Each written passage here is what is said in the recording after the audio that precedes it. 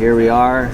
It's a sunny day in San Francisco. Yeah. Gorgeous day. Yep. It is. Thanks for having me over to this beautiful spot. Yeah, had to get you off the main floor down there, right? Outside, I can actually breathe some fresh air, which is really cool. And we'll take a selfie, because if there's no picture, there's no proof. Right, exactly. Yeah. Can't prove it. So we'll do that for folks.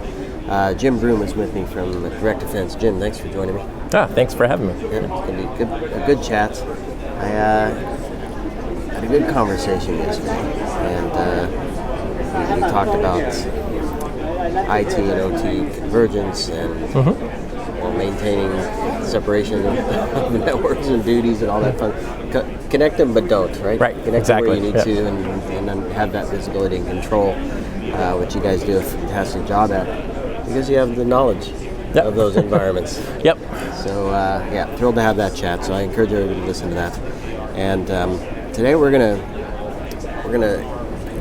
take a turn off the highway and go into threat report land, because you guys pull some interesting data together around threats, and I'm interested to hear what's going on there. But before we do that, a few words from Mr. Jim Broome, who you are, what you're up to at DirectDefense. Sure. For those that don't know me, I'll hope some new folks, but going into my 30th year in the industry at this point, so the gray hair is real. It's not a dye job or anything like that. I'm essentially the president and CTO of DirectDefense. We specialize in security services, so penetration testing, managed services, and then the OT practice with Chris that you got to talk to the other day. So. I love Chris. And I don't think Chris and I got the history. I don't think we talked about that. So give me the background on DirectDefense. When you were founded, what was the original objective, and how do we look? Really, myself and Bo Shariari, who's my business partner, we came from a place called Accuvant, now known as Optiv in the industry. And essentially, we started our primary services day one, which is our testing services, and still a considerable bit of our business today. So we really picked up with a lot of our core customers that we had essentially built the programs for them to do testing at scale and programmatically test their products as they're going to market. And we really do have a strong base in manufacturing today across the board, which is why OT is so critical for us as well. Along the way, our managed services became a thing because of organic demand. So teasingly, when I talk to customers, like second year we were in business, ransomware became a thing. Not everybody followed our carefully crafted deliverable from the penetration test, and our first managed service was actually managed incident response, helping get the bad guy out, or post-events when all the lawyers and everybody are gone, making sure they don't have a repeat of the same thing. So we now call that purple teaming, where the red and blue team are working together to make sure they got visibility. And so we would go in there and set up testing scenarios so they could see it. And ultimately our customers flat out asked us, hey, you guys do a really good job of finding solutions that work, just add the service to it. Perfect. And so that's how we got started. Perfect. So not all of that, a lot of that data, I presume, become lessons learned, right? Exactly. Yeah. Here are the threats we're seeing, that's data. Here are the attacks that we've seen happen because we didn't block the threats properly. Here is threat activity broadly outside of the organization. Is that the driver behind the threat report? Yes, very much so. I mean, directly what we saw, what made the news last year, like Scattered Spider, the threat actor group that was part of Black Hat affiliate. They made a lot of news with the hacking of MGM, and we know we went toe-to-toe with them on 8 different occasions. And we're really able to kind of take the themes and lessons learned from those attacks and turn that into value to our services across the board. The threat report that we kind of highlight, and also our message to customers, is making sure that they ask for their partners to really be a partner, their service providers. And so one of the things, the themes that we come out of the data set was, number one, how is that message resonating with our customers? Case in point is, we take the same core alerts with every customer, but we let them tell us which one are more important, which one is a higher priority. Or better yet, what's your work case on how you want this to be remediated for you? We found we actually have about an 8% variance from client A to client B across the board. So from a service delivery standpoint, the challenge is definitely on us to be as consistent as possible. But with that being said, it allows us to actually do a lot of customization for customers. And we've actually, by all means, go look at the report, but we found that message is definitely resonating. We have a core set of, if you will, cyber alerts, cybersecurity related alerts, but we found that about 30% of the overall volume going back out to clients is things they specifically asked for. that's programmatic. It's not just a cyber thing. It's a productivity thing. It's a change management thing that all feed into making sure a customer gets what they need. And that directly translated into the threats that we also saw with threat actors like Scattered Spider. We had the benefit of a very customer with a very mature MFA program. That one of the things we did for them a couple years ago is we created a standard set of rules and alerts because they had already programmatically established that they're going to roll out new MFA. It's going to default to the push notification, the pop-up on your phone, the PIN code, and culturally they had eradicated the use of text messaging, which is really what we saw being abused by the threat actor last year. If you still have text messaging turned on in your program, that's one of the threat vectors they're using called SIM swapping. They were literally profiling your employees, picking the worst time in most cases. We saw a huge spike in summer where they were actually profiling individual employees in their social media or family social media to target them specifically.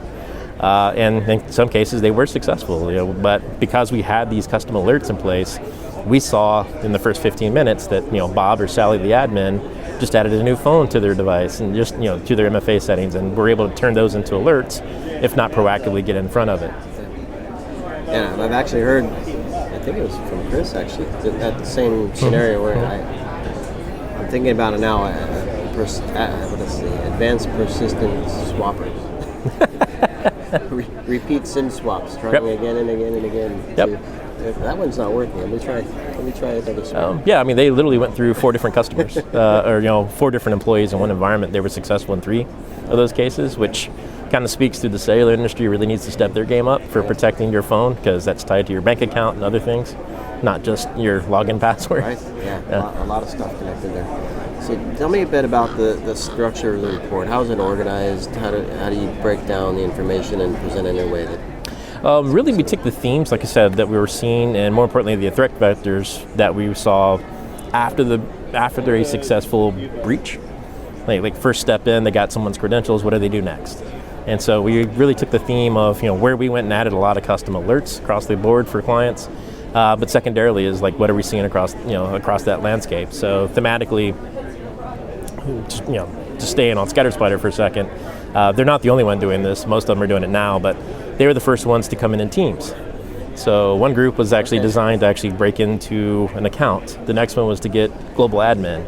That global admin account would then jump over to your Azure environment, and they would set up a federated domain, which gave them access to all your MFA tokens to replay at will.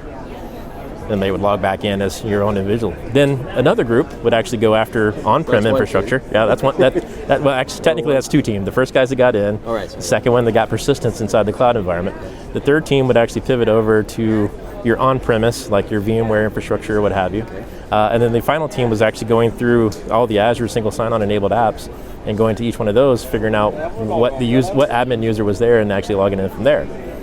So they were getting into ERP solutions, your own security solutions. So seeing them pop up, next to you, if you will, right. In the front line, and having to repel them out of the security solutions that we're managing and seeing the other activity coming from. They're watching themselves. Yep. Very much. They were updating. They also, if you use like a global VPN, provider or SD-WAN provider, they were hopping in there, downloading the agents and joining those, come in through the side door, if you will. So again, it began, really specialized on where can we see integration points, how can we see the initial signs of compromise in there, and more importantly, where can we actually start getting visibility of where they're at in the enterprise to try to slow them down, if not get them out. So that seems really difficult, because a lot of that presents itself as legitimate in many ways. It can be tracked back. So, I mean, the main thing is really making sure you've got really good visibility. It's not just an alert, right? So no, it's a series of alerts coming through that, okay, yeah. Mm-hmm. Yeah. So I presume that's where you guys come in and really help. Yeah, in essence, it's, those pieces together. For us, it's really sitting down and actually creating the alerts, actioning them, and then actually building response capabilities. Like one of the lessons learned, directly was if you're in some fintech companies, financial, organizations, they have rules and regulations which a third party like us cannot have permissions to reset global admins, and yet the threat actor's walking in with a global admin account. So one of the things we had to come up with is, set of compensating controls with the customer, like, hey, I'm going to work to do my best to get your attention, but you need to leave me an option to be able to help you out here and kill accounts. So sometimes we work on automation to do account lockout of higher privilege. Sometimes we just basically have a rule of engagement that if they don't respond fast enough, we can override them.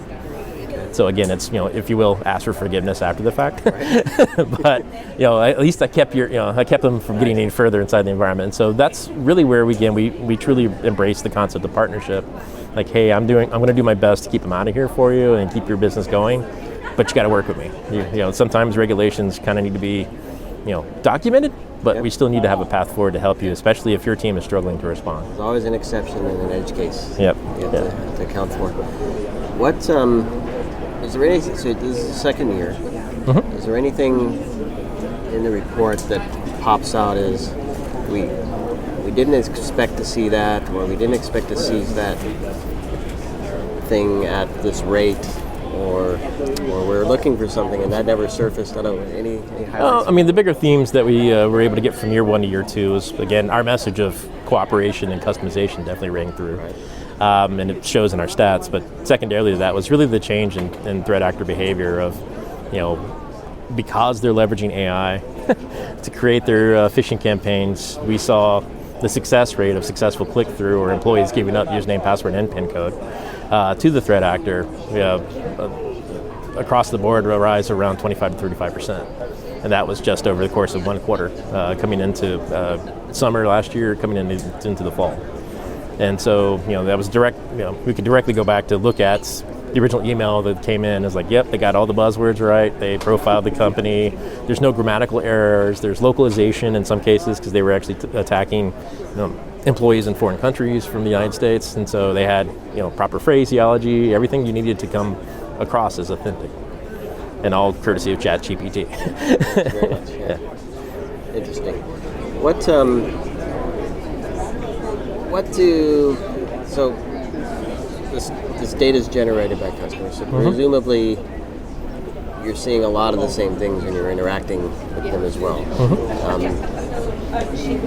In the field, feet on the street, supports pretty much everything you're seeing in the reports. Do the conversations mimic the summaries? Yes. What's been really interesting is, in the ever-evolving role and responsibility of the CISO, with your conversation with Chris, especially in manufacturing cases, the CISOs are now directly being asked to be part of or protect the operation of the line because that's the money to the company. And that's, those roles and responsibilities have actually been handed down to the CISO. And so that data, those messages around, what are our use cases, such as we're literally for folks on the picture they'll see, we're actually over here at the Clarity booth, so to give them a shout out, we're leveraging their technology for OT visibility. Cyber, however, is not our number one request. It's actually change management. Okay. So one of the stories that their product actually does is it sees cyber issues, especially from network visibility. It sees change management issues like firmware changing on assets that could cause an impact to a line. It actually sees vulnerabilities, and it can feed a vulnerability management story as well, all of which we have rolled into it. But thematically, the conversation with the C-suite CISOs is, your number one request to me is to tell you things that actually may cause productivity issues. So change management is number one. It's not actually a cyber request. And even those themes from the report, as an example, sitting down and number one, you guys are still using text messaging, by all means stop.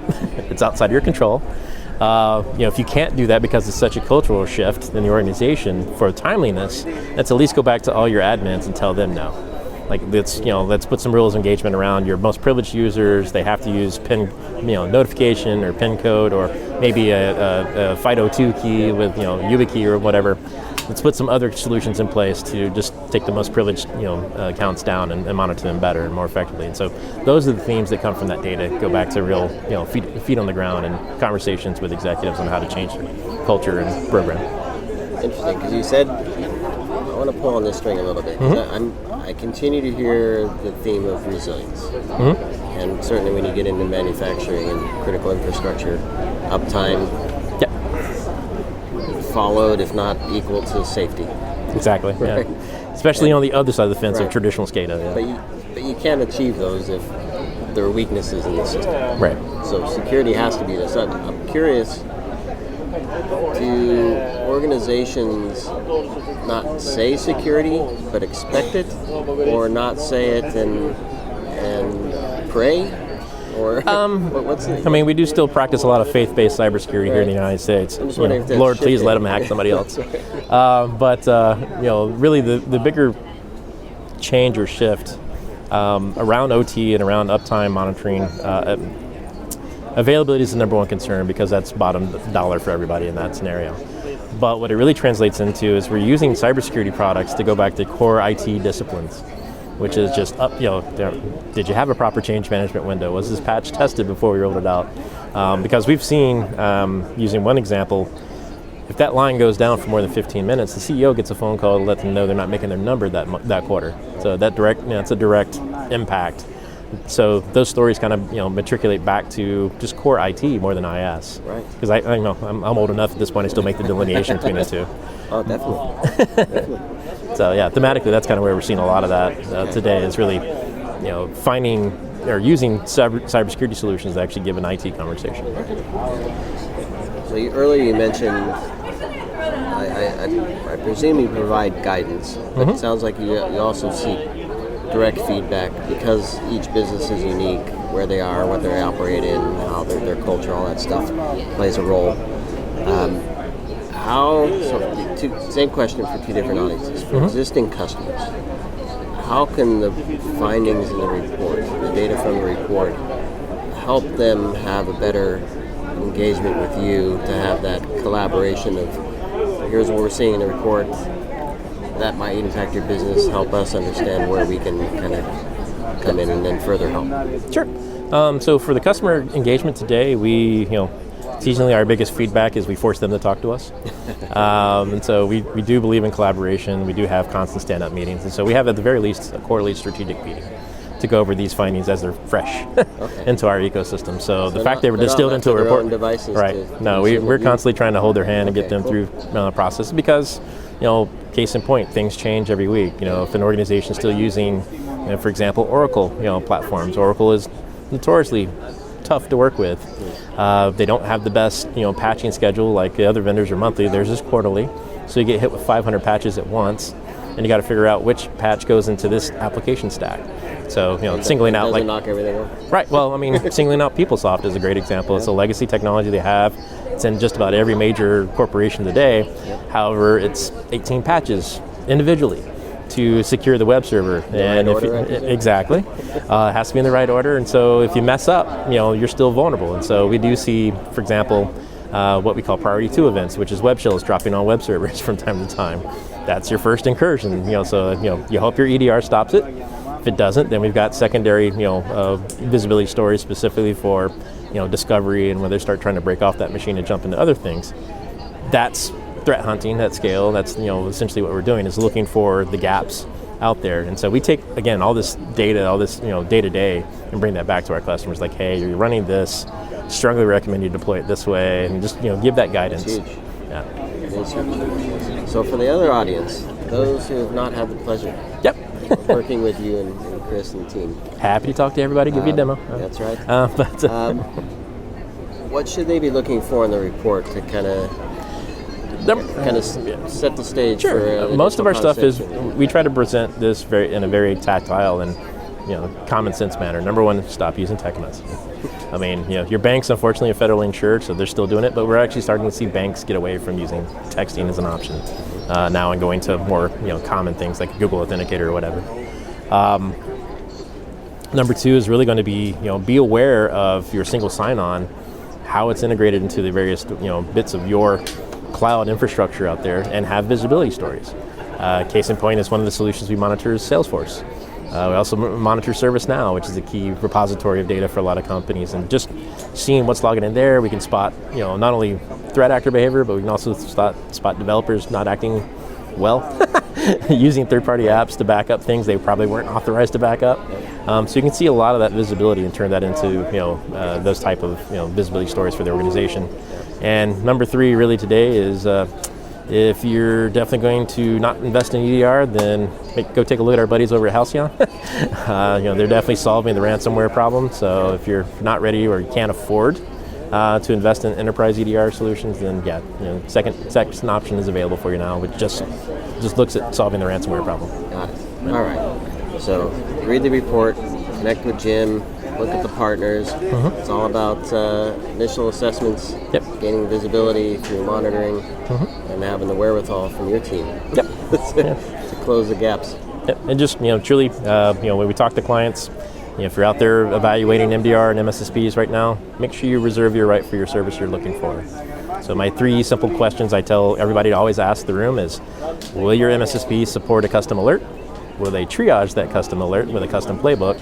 And will they do a custom response based off of the custom alert? Today's market space, if you put 10 of us in the room, only 3 of us will be left standing on average. You mentioned playbook, that's a whole other conversation. Oh yeah, that's how much time we got? Well, Jim, I'm going to leave time for folks to connect with you, and I hope they do have a good chat with you. And Chris, I've really enjoyed my conversations with both of you.